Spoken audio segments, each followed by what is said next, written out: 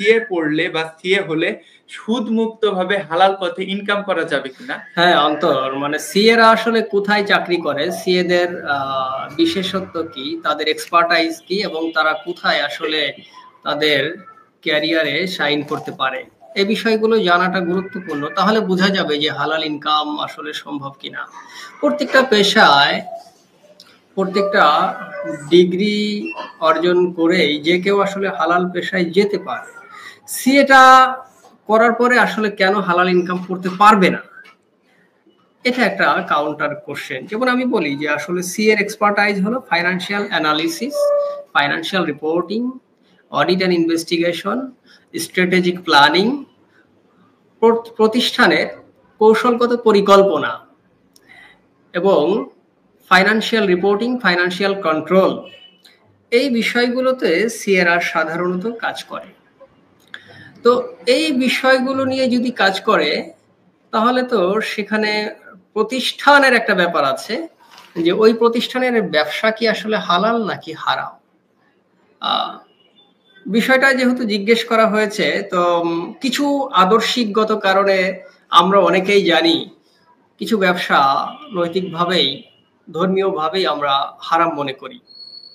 তো আমি যদি সিএ কেন, যে কোনো ডিগ্রি করে যদি আমি সেখানে যদি চাকরি করি তো স্বাভাবিকভাবে সেটা হারাম হবে। আর আমি সিএ করে বা সিএ না করেও যদি আমি ওই প্রতিষ্ঠানের বাইরে যেয়ে, কথার কথা আমি একটা ফার্মাসিউটিক্যাল প্রতিষ্ঠানে চাকরি করি,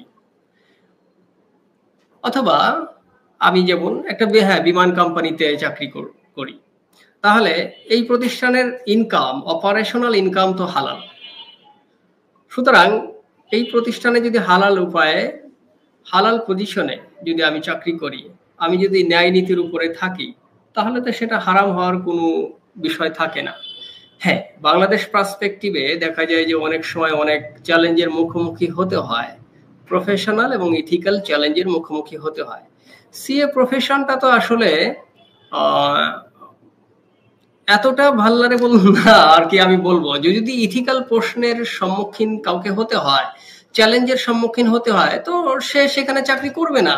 তার জন্য আলহামদুলিল্লাহ অনেক সুযোগ রয়ে গেছে, ইনরমাস অপরচুনিটিজ দেয়ার। সুতরাং চ্যালেঞ্জের মুখোমুখি, নৈতিকতার মুখোমুখি হলে সে সেই চাকরি অনায়াসে চেঞ্জ করতে পারে। এবং আমি মনে করি অন্য যে কোনো পেশার থেকে সিএদের জন্য চাকরি চেঞ্জ করা, যে কোনো প্রতিষ্ঠান চেঞ্জ করা তার জন্য much more easier. Thank you sir.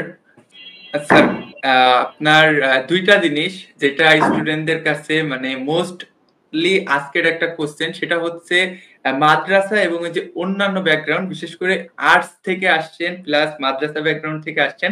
আমি মনে করি এই লাইভটা যদি কেউ দেখে থাকে তার আর অন্য কোনো কিছু ভাবার মানে প্রয়োজন হবে না, সে একটা কিন্তু ইন্সপিরেশন আপনার থেকে পেয়ে যাবে। তো